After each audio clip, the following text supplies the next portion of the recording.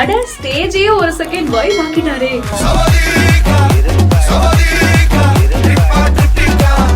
Dancing மொமெண்டோட எவ்வளவு கூலா வராரு.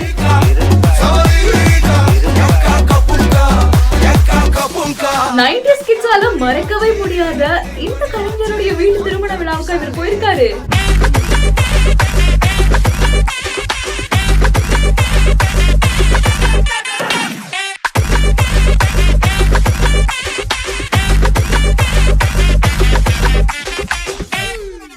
தமிழ் திரையுலகத்துல கனல் பத்தி தெரியாதவங்க யாருமே இருக்க முடியாது. அதுவும் 90s சொல்லவே தேவையில்லை. சோ இந்த நிலையில தான் கனலுடைய மகனான சரவணகுகன் அப்படிங்கிறவருக்கு மேரேஜும் நடந்திருக்கு.